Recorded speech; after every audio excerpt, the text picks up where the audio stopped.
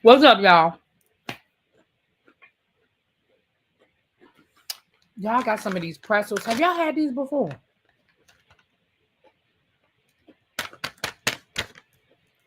Baby, they are some kind of good. And I had just put some in my mouth right before the day one. And I knew the song was getting ready to end. That's how greedy I was. I knew the song was getting ready to end. But I wanted a few more pretzels. What's up, y'all?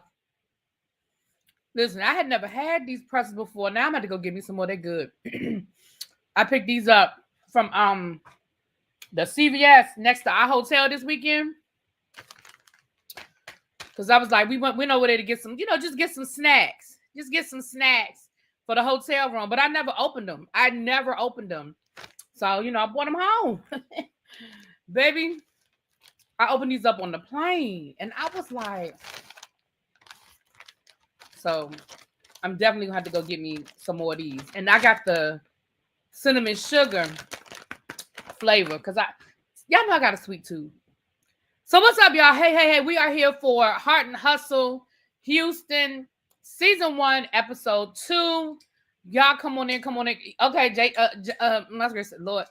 Chef Don said the best. Okay. The Informed said yes, seasoning. I have never had them.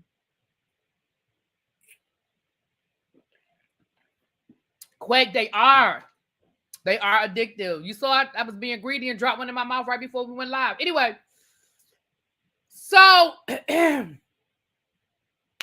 let's get into Heart and Hustle. And listen, like I said, I don't want to hear nobody say, "Oh, this show is boring." I don't want to hear it. Because I'm loving the show. I'm loving what they're giving me. I'm side-eyeing some stuff, so let's get into it. Y'all know I pay attention to what's not being said. Y'all know I pay attention to what's not being said. So let's get into this. So we start this episode off. We have Elena and her husband. Remember, Elena and Josh is the couple that's going through some things. They're sleeping in separate bedrooms, but they're trying to work through their marriage. They had a business together, a makeup artist business. She's a celebrity makeup artist. She's done makeup for, people that come through Houston, celebrities that live in Houston, yada, yada, yada. Her and Josh had the business together, but I don't know if it's because of what they were going through. They decided to separate the business, or if they felt like them working together and being married was part of the problem. However, they've separated the business. So she's opening up her own makeup studio, which hold on.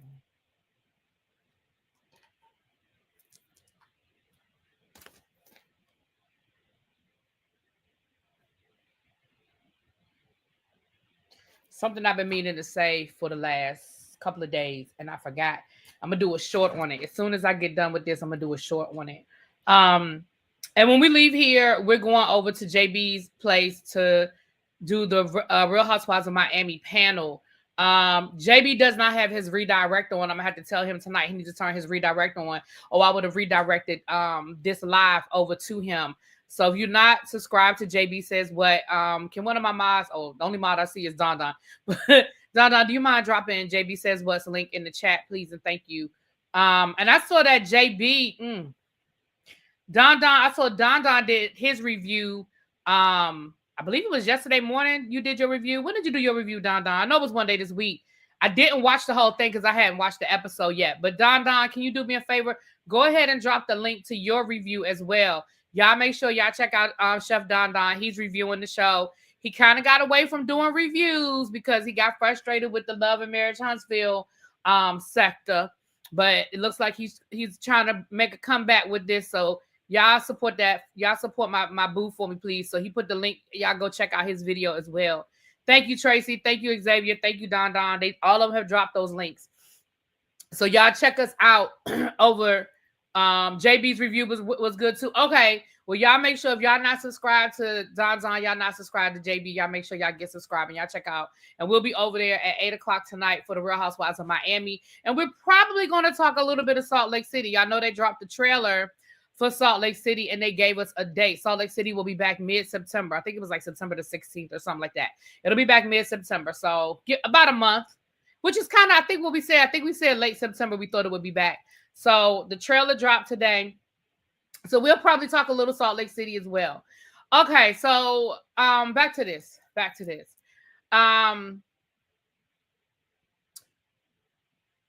Oh, and Don, I gotta tell you something else too. Text me so I remember to text you when I get off of here.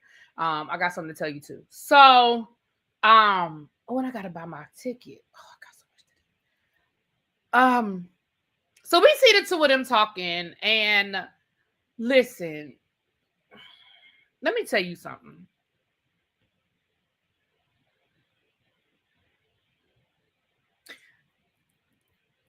I don't know how I feel about Josh. Let me tell you why I don't know how I feel about Josh. So they were talking. Josh was saying that he loved it. Like he sounded like he was very supportive. I got to go back and finish watching the season. I stopped watching the season. I quit on Salt Lake City. I need to go back and finish watching the season. I think the last episode I watched was when Lisa had to fly back and coach, girl, and she blew that airport up. I think that was the last episode I watched. So I need to go back and finish watching it. But anyway, let me go back to this. So Josh, he seemed like he was real supportive. You know, he was like, "This is great. This was your vision. I'm happy for you." So then Sierra says, "You know, I told the girls that we're sleeping in separate rooms." And the look on Josh's face was like, "Wow." You know, but I think he gets it. It's a reality show. He understands. And he was like, well, and then she brings up the whole thing with Chloe, Sierra. See, this is where now I am going to complain. I'm not going to complain about the show being boring, but I'm going to complain about this. Sierra, if you don't stop, I mean, I don't know why I want to call her Sierra. I guess she looked like a Sierra to me. Or maybe because I was looking at Sierra in the chat. But girl, why are you putting so much energy into this person's opinion on your husband? Let me explain something to y'all. I want all y'all to think my man ugly. I want y'all to think my man ugly. I want y'all to think my man is broke. And I want y'all to think that my man can't. Because then you don't have no reason to desire him. Do you understand me? Let me say it one more time for the people in the back. I want y'all to think my man is ugly. I want y'all to think my man is broke. And I want y'all to think my man can't vote. Because I don't want y'all to have no reason to desire my man. See, I keep wanting to say Sierra. She looked like a Sierra to me, I guess. Girl, Elena, if you don't let that thing go, why are you so worried about other people's opinion of your husband? And he said that. He said, He said, so wait a minute, let me get this straight. You want to know what my opinion is of a woman that I'm not married to thinking I'm attractive or not?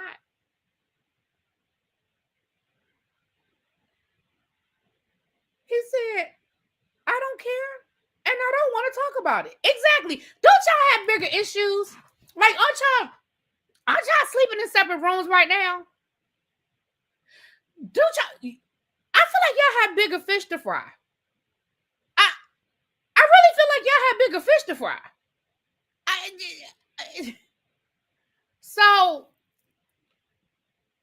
But here's the part where here's the part that made me kind of, I got the wrong glasses on, y'all.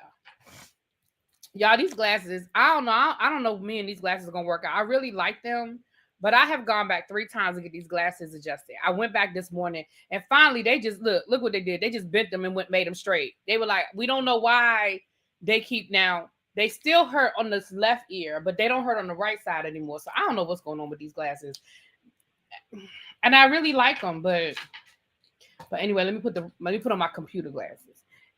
And see, at first I thought it was my braids, but it doesn't hurt with these glasses. And I don't know.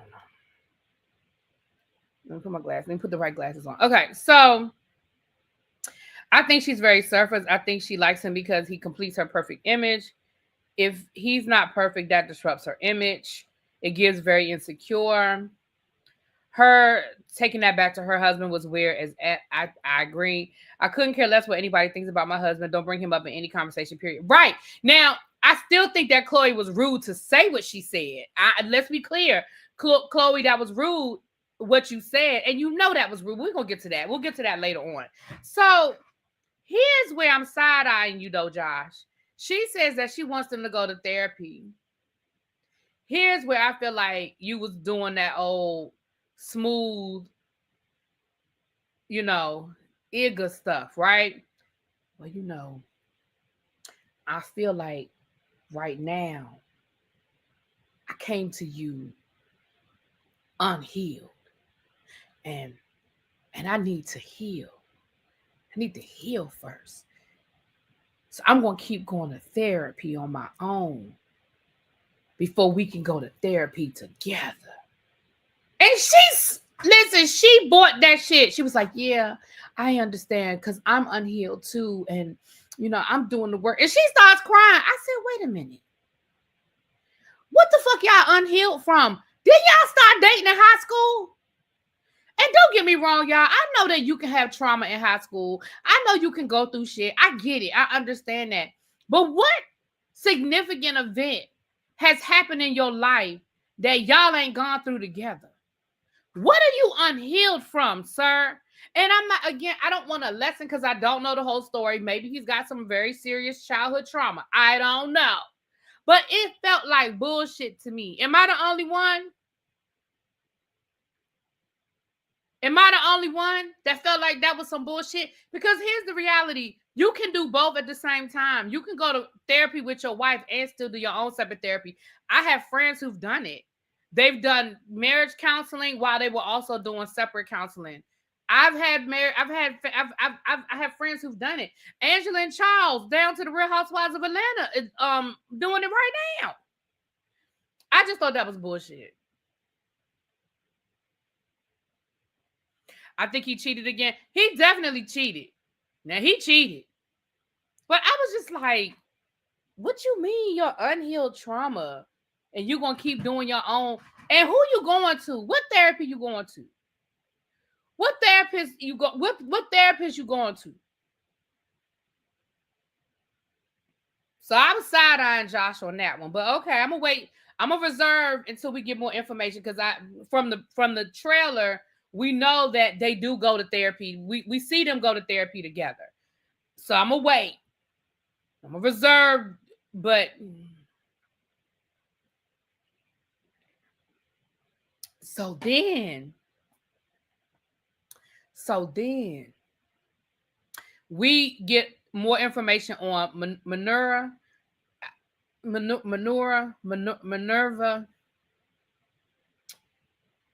know that we met her mom. Her mom is from India, so she's of mixed heritage. That's the one that's the chemical engineer that now is a full-time content creator. We met, we see her husband, Norm, okay. And we see her doing her full-time content. Shout out to Chris from Family Hustle Houston. If you guys watched Family Hustle Houston, y'all saw that Chris was there helping her do her content. Chris was married to one of the ladies. He was the photographer and did content for the realty, the brokerage firm. So shout out. Okay. You said she's the most normal one. You like her? Okay, so far so good. I don't think she all that normal, and I'm about to tell you why I don't think she all that normal. Okay, because she let us know that they do need to bring back Family Hustle. Matter of fact, I'm gonna reach out to Chris. I'm gonna ask Chris, are they filming? He'll tell me. I shouldn't have said that out loud. Damn. He might talk to me. Anyway, yeah, because he's from DC. He's from Maryland. But he grew up here. He grew up here. Anyway, so listen. she lets us know that, you know, her and her husband don't see each other often. She said that he's been picking up more work. I'm sure that was the trade-off, right? I'm sure that, because she said she was doing content creating and working as an electrical engineer. And she said about 2 years ago, she decided to go full-time content creating. Here's the reality of the situation.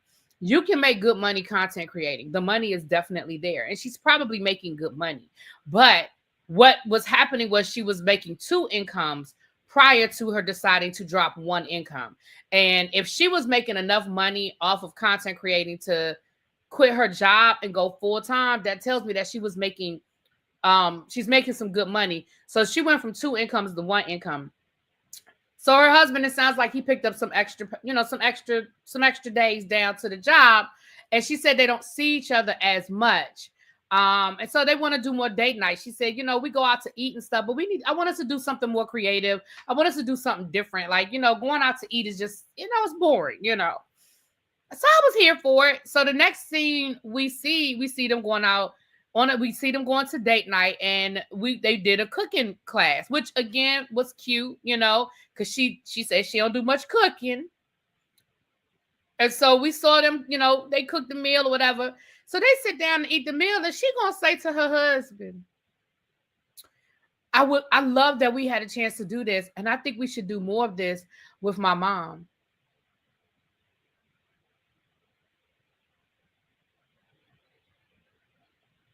And her husband said the exact same thing I was thinking. He said, we already barely have enough time to do this for ourselves. And now you want me to make it a three-way situation? Now she said that that him and the mom don't really get along that well. Now she didn't get into any details, and it doesn't sound like they like go at each other. I think they just exist. I think he has accepted that the mother is a part of their life, because I think she said the mom been living with them for like 10 years. So I think he's just accepted that she's going to be there. And I think he's found a way to move around her. I don't think he dislikes his mother-in-law. I just think that they're not close. Like, everybody don't have to be best friends. Every in-law situation don't have to be like a mother, like, oh, well, she thinks of you like a son. Maybe she don't. And I was like, first of all, stop calling it a date. That's creepy. Stop calling it a date. It is not a date with your mama, okay? You're asking for the three of y'all to spend more time together. She said, because I think we need to work on our communication. So whatever the issue is, it seems to be, in your mind, it seems to come back to communication or something along those lines. I didn't get the impression from your husband that he felt like it was a big issue. Then later on, excuse me, hold on. But then later on in the episode,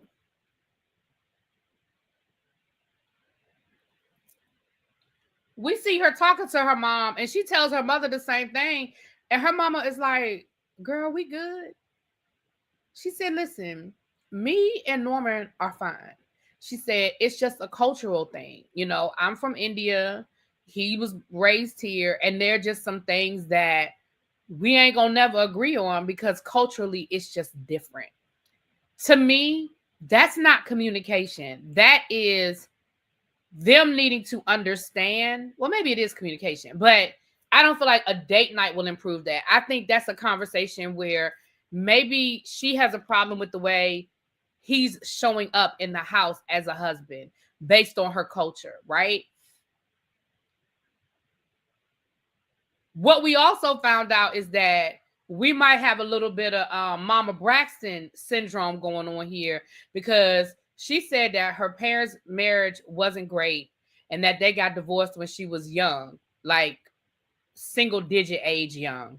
But she said, but you know, I feel like I'm in the middle between my parents, because she still don't really basically F with her daddy. And so she always feels weird when she talks to her father, or, you know, however her relationship is with her dad currently. Let me explain something. And I don't want nobody saying, well, you don't understand because you don't have kids. Let me explain something. There should absolutely be no reason as a grown-ass woman why anything that happened between your parents when you weren't even old enough to have double digits in your age happened. There is absolutely nothing that happened while you were a child that should be affecting your relationship with your father as a grown-ass woman. You are married with children of your own. There should absolutely be nothing that transpired between them that is affecting your relationship. And I think that is so fucked up when adults do that to their, first of all, it's messed up when they do it to their children. But when you're under the age of 18, you kind of don't have a choice but to deal with it. But as an adult, why is that even an issue? Like, what's your mama doing? Huffing and puffing when you talking to your daddy? Like, what is the most that she can do? Especially since she live under your roof. She live with you. What could your mama possibly do to make life uncomfortable for you as it relates to your relationship with your daddy? You grown. Been to college, have a career, married with kids, grown. I don't even understand that. That didn't even make no sense to me. I think her mom has pushed her to those beliefs. What beliefs? That the daddy, what beliefs? Tell me what beliefs you're talking about. Well, if she has opinions about how she shows up, she needs to keep them to herself. She's making an issue out of it to me. I think, now, grown woman, don't try me. Me and you on the same page. I think, see, y'all know what this is. Y'all know that on these reality shows, they have to have a storyline. And I think that this is the storyline she sold the producers.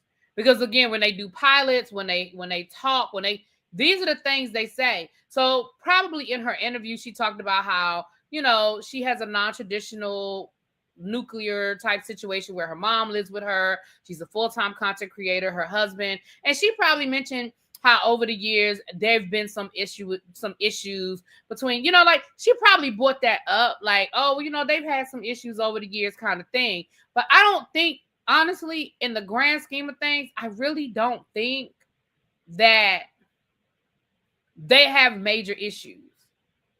I could be wrong because she didn't give us anything specific. She didn't give us any examples. But the fact that her husband's response and her mother's response kind of made me feel like she's the one that's uncomfortable. And maybe because she wants them to have a type of relationship that they're not going to have. But anyway, so there's that. I got to keep up with my time. Okay, it's 7:20. Okay. I think just her overall feeling about her dad, she's very close to her mom, which is great, but I think her mom still hates her dad, and she holds that it has to be with her mom.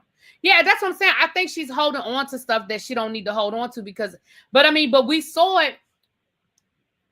Again, I don't have enough information to say whether her mother is or isn't doing anything because we saw it with the Braxtons. I mean, we saw it front row center how Mama Braxton has made all of those girls except for Tracy, who and we know that Tracy ended up being the black sheep of the family for many, many years. But Tracy is the only one that did not sever ties with her dad. Tracy was very close to her father. Very close to her father. But she paid a penalty for it. Now they might not ever talk, they might not ever acknowledge it, but she paid a penalty for staying close to her dad. She paid the price for that. But I ain't trying to go down that road. But we've seen it where a mother can push, and don't get me wrong, that man did Mama Evelyn wrong. Okay, he did her wrong. He did her dirty. But it's not fair to put those kids in it, especially as adults. To the point where you put Tracy in a position that she felt like she had to choose. I mean, not Tracy, Trina, in a position to feel like she had to choose which one of her parents could come to her wedding. To the point where the father had to say, listen, I've been married to this woman for 20-something years. If I'm coming to the wedding, my wife's coming to the wedding. And I don't think he was wrong for saying, look, listen, I did it. I cheated on your mama with this woman. But baby, that was 20 years ago. And I'm not gonna allow her to continue to feel like she we all grown now. You know what I'm saying? Anyway, I ain't trying to go there. He did the kids wrong too. How he do the kids wrong, Tracy? Tell me, because maybe I missed that chapter of the book, because I ain't watched every episode. Okay, so maybe I missed what he do to them kids. Tell me what he did wrong to the kids. Tell me how he did the kids wrong. And I will say this: I don't know what he did or didn't do to them kids, okay, because I wasn't there. But what I will say is, if as adults they wanted to have a relationship with their father, the mother made it difficult for them to do that. That's what I'm going to say. Okay. Even in death, Tracy's father attended one funeral service while Evelyn's. Well, that was a whole nother issue. That wasn't even about them. That was about the husband. But again, them Braxton sisters have toxic relationships with men, and I'm gonna have to put some of that on Miss Evelyn's doorstep. But again, this ain't about the Braxtons, child. And I am going to review the Braxtons this season. I'm going to review, so we got plenty of time to talk about the Braxtons, because I'm going to review this season. Okay. Moving right along. So then we get to know a little bit about Miss Rowe. Y'all, I picked up on a lot of what wasn't being said in this scene with Rowe and her daughter. So we meet Miss Rowe and her daughter. First of all, this is a pet peeve of mine, y'all, and I know some of y'all ain't gonna like what I'm about to say, and I know I'm not a parent, so let me preface by saying I am not a parent. But can I tell y'all one of my biggest pet peeves is when parents call their children, like minor children, their best friend. I got a problem with that. You can say me and my child are close. You can say me and my child have a great relationship, but I just got a problem with your child being your best friend. I'm sorry. I got a problem with that. I don't see how your 14-year-old child is your best friend. And you can say that I have a great relationship with my daughter, and I hope we can stay close. But baby, me and my mama wasn't best. Now my mama is still now right now as an adult. My mama is one of the first people I call when anything good or bad happens to me. She's the first person I want to talk to. Okay. But we grew into that. Because trust and believe, when I was 14, 15 years old, my mama ain't know shit about me.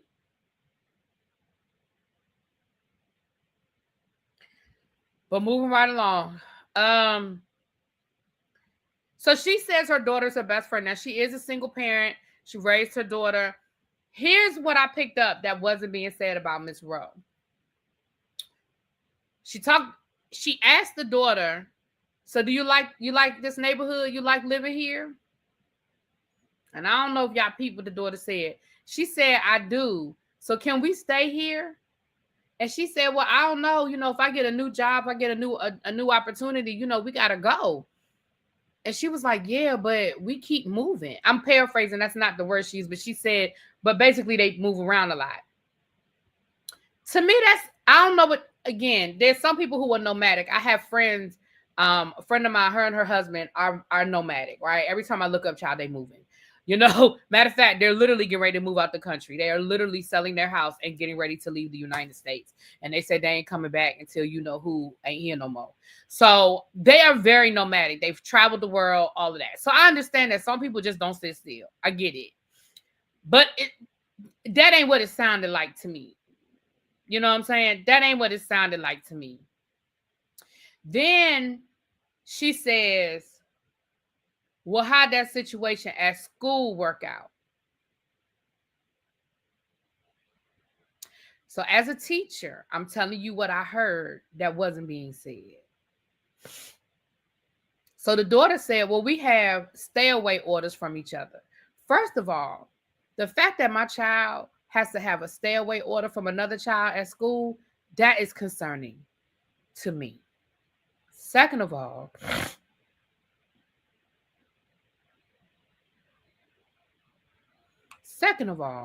she said that my daughter was at school and all of a sudden she just got added to a group chat where these girls said they was going to kick her butt. And of course it's over a boy.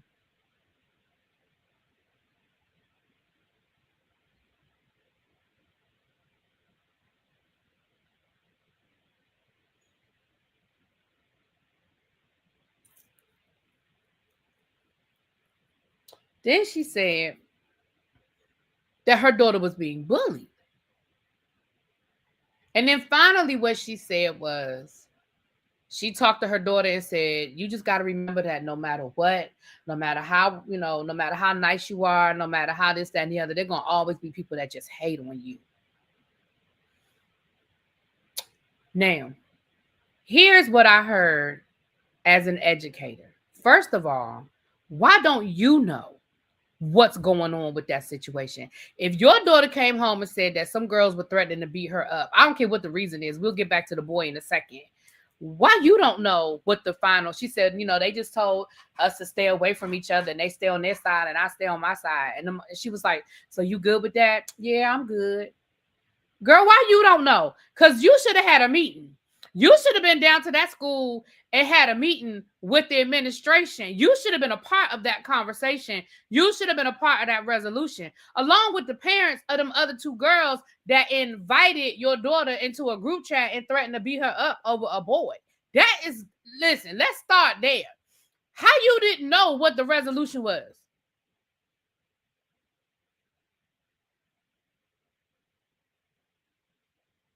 That's number one. How did you not know that that was how it was resolved? Number two, who the boy? Is it her boyfriend? Is it a boy in the school? Is it a boy in the neighborhood? Who is the boy?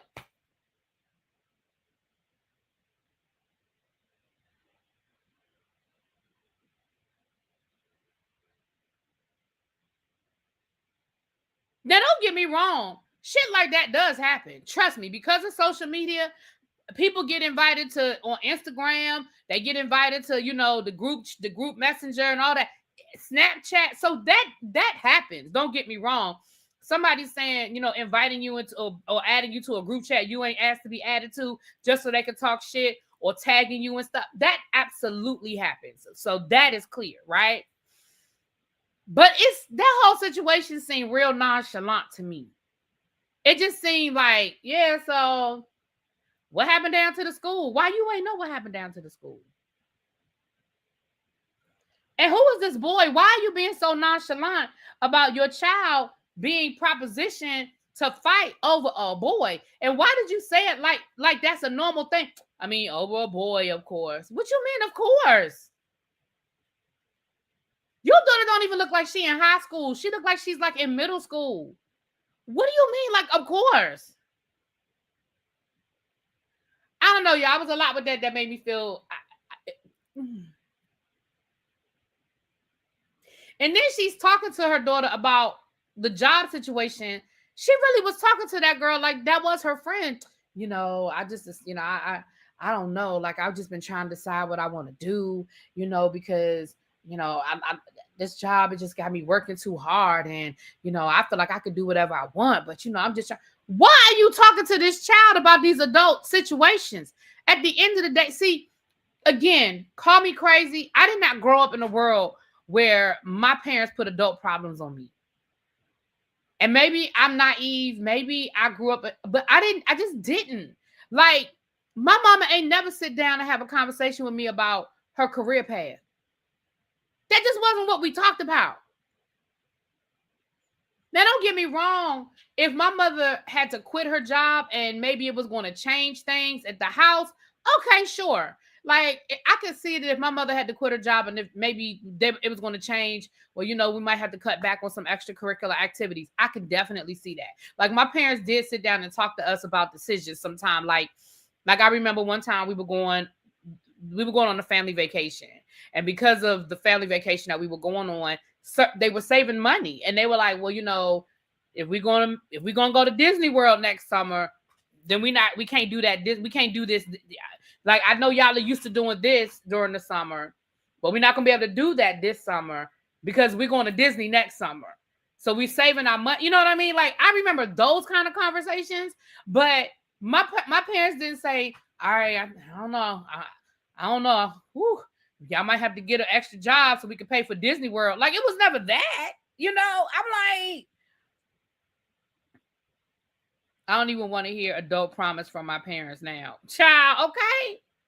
I was allowed to be a child until I was 22 and getting out of right. I mean, again, don't get me wrong. I do understand that some conversations need to be had, but that wasn't one of them, right? That I was just standing there like, why is she talking to this girl? Like, and what did you expect her to say to you?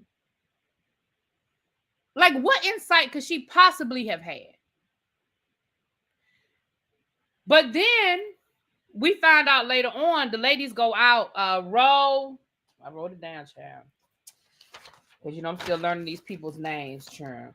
Ro, Labrina, and what that girl name? Manira, Moni Long. So they went out for cocktails, and we found out from Ro that her baby daddy was a kingpin down in Miami, and while she was pregnant with the daughter, he got indicted. Now, she said she was a bartender at the time, and once he got indicted and lost all his money, things changed. And she said that, you know, that changed him. Because, you know, for somebody, they used to get going from being a millionaire to only having about 500,000. I thought she said 500,000 in the bank. Maybe she said $500 in the bank, but whatever it was. So I feel like the father's not there. And she just talked about how she doesn't think she's ever been in love. She talked about she's loved, but she doesn't think she's ever really truly been in love. And that she dates, but she hasn't really been dating anybody seriously. She talked about how she never really thought about being a mom and how she thought about not having her daughter. So she did give us some insight on, on some things. Okay. At a certain point, I did include my daughter in some family financial situations that would have affected her. And I understand that, vintage, because like I said, my parents did talk to us about certain things, but even then, it was still very surface. It was just, you need to understand this. You need to see this. Like, I remember one time, I don't remember what was happening, but I do remember my mother sitting down, but I remember I was in high school. And the reason why I remember I was in high school is because she showed me a hospital bill from my tonsillectomy. I had to get my tonsils taken out, and that's when I was in high school. So I know that this conversation happened when I was in high school. So I was I had my tonsils taken out my freshman year, I think. So this was probably my sophomore year, because I remember saying, y'all still got this bill? And she was like, exactly. Like, so I don't remember what the conversation was. Like, I don't remember why we were having that conversation, but I do remember my mom sitting down and showing us, this is what's going on right now. And I don't remember why. I really don't. But I just remember the conversation. But even then, I was in high school. And maybe we were talking about college and stuff. Like, I don't remember what the conversation was.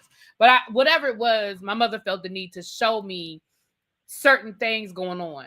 You know what I'm saying? But anyway, because what Kingpin woman is managing the bar really be? Did you ever have to work the bar? Shut up. You just shut your mouth, Xavier. Then we meet up with Miss Chloe. Listen, Chloe, it's her husband who passed away. It's his 50th birthday. And he, of course, she said we never imagined that this is how we would be celebrating his 50th birthday. But she's having a memorial at his gravesite for his birthday. Listen, I get it. I understand. We go visit my brother's grave on, every 5-year anniversary of his death. I understand milestones and visiting and cleaning off the tombstone. Like, I get that. So I'm not, and I'm sorry, she said she thought she found her forever person. Like, I get it. I get it. But here's where you called your son because he wasn't there. He told you he couldn't do it. He told you he couldn't do it.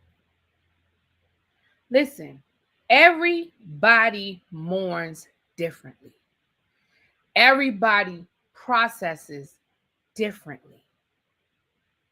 That may not be a place that he can be. And I understand you wanted him there. I understand that this was something you planned for him. Like, I get it. I do. But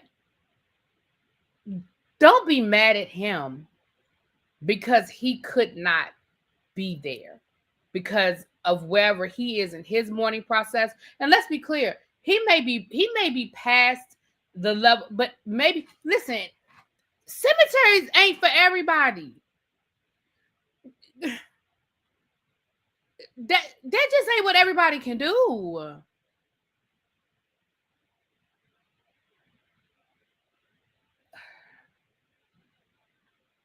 So I just felt like her being upset. But that also brings me back to last week with you dating that younger guy and your son having a problem with it. Maybe that's part of where his issue is coming in. Maybe it's not just the age. Maybe it's he's still not over the fact that the closest thing he's ever had to a father is not here. And he's still processing that.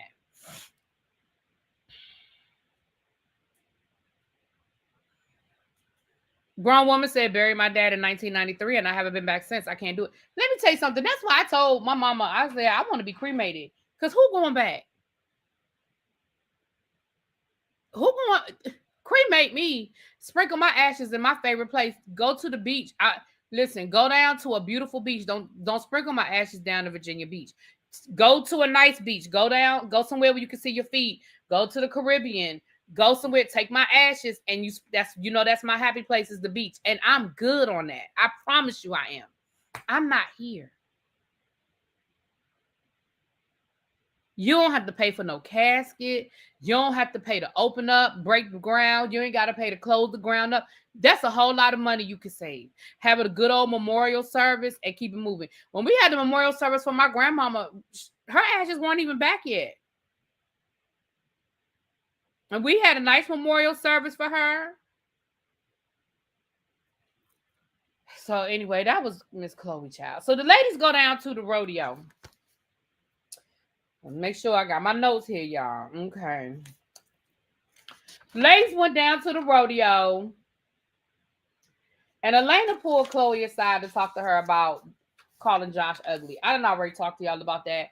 I think that was real extra, Elena, on your part. But Chloe, girl, listen, you was wrong for saying it. Just apologize and move on. But the fact that you didn't seem to think it was an issue saying that to begin with, who would say that about that? Listen, I don't even think that's something I would say about a friend of mine's spouse, even if they got divorced and she said it. I'd just be like, okay, girl. Because listen, people say stuff when they angry or people say stuff on the other side of a situation. I still think it would be rude for me to say something.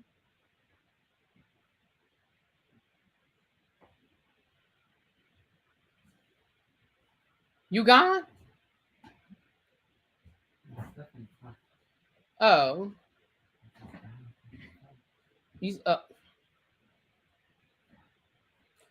Chloe, I mean, yeah, she was wrong for carrying that bone because that was extra. Talking about some. Well, I think she just feel like you can't get that caliber of man, girl. Why would you say that? Like that was you absolutely started some shit. Like, come on. Like again, I've had some, and I'm sure that not every man I've dated, my friends have thought were attractive. But again, you don't need to think he's attractive. You just need to hope that he treats me good. You don't have to think he cute. You don't have to, none of that. None of it. But anyway, so that's what that was, child. So now why? So what's her name? Latoria. She runs into Shaniqua. I don't think that lady name was Shaniqua. That has to be the most stereotypical black name in all of the world. Now, maybe that is that lady name because clearly there are people in the world named Shaniqua. But I just don't feel like that lady name was Shaniqua. But she runs into this lady. She says she don't even remember where she met this lady. She said, listen, high school, college, work. I don't know where I met this lady. Listen, as a teacher, in my lifetime of teaching, I have probably touched the lives of thousands of kids. And that's not an exaggeration. Every school that I have ever worked in, for the exception of the charter school, let me take it because the charter school population was low. But all of my public school situations, I have never worked at a school where the population was less than 800 kids, which means that outside of the kids that I teach, I still have probably touched thousands of lives. The school where I teach now, we got damn near 2,000 kids in that building, right? I get it. I need y'all to understand that I run into students, parents, teachers I worked with all the time. And I don't know who they are, but they know my name. So I get it.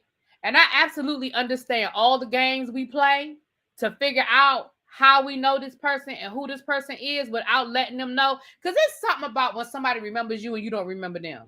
And you feel like, damn, they remember me and I don't even remember them. You know what I mean? So there's something about that. But that thing was some kind of funny to me because even when she heard the lady name, she was like, oh, yeah, that is her name. But I still don't know where I know her from. But the lady stayed, you know, she did her little 1-2, got her little camera time, and she went on about her business, child. She was saying how she like older women. Not women. She said she like older men, while Chloe, of course, was talking about being a cool girl, like a younger man. But it was a cute little conversation. Not Backyardigans. I never watched the Backyardigans. They had somebody on their name, Shaniqua. They must have had somebody on their name, Shaniqua.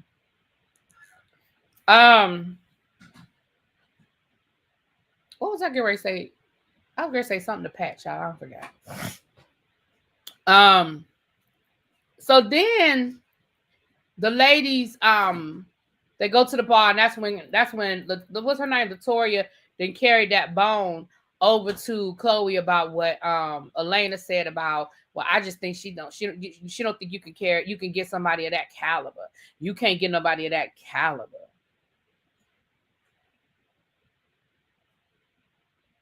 You was being messy. It sounds like, and then we saw Latoya. Who was that beautiful piece of chocolate drop that you was hugging up on? That beautiful piece of chocolate drop. Yes. Let me look at my notes. I think that's all I have in my notes. I think that was pretty much the episode. So it was a good episode. I think they did a good job of letting us get to know some of the ladies that we didn't really get to see a whole lot of in the first episode. So I'm loving it, y'all. I think it's a great show. If you're not watching it, check it out. It's on OWN. It comes on after Love and Marriage Huntsville on Saturday nights. So check it out. I think it's a good show. So far we're seeing some positive Black women. They might be a little messy. You know, ain't nothing wrong with a little messy, but it's not ridiculous. You know, it's not over the top so far. Okay. The next episode looks like it's going to be lit. Yeah, it does look like there's some things going on in this next episode. Okay. All right, y'all. Meet me in about 6 minutes over on JB Says What panel for us to talk about the Real Housewives of Miami. And like I said, we're going to probably talk a little bit about Salt Lake City too. All right. I know that's right, Lauren. I feel you, baby. All right, y'all.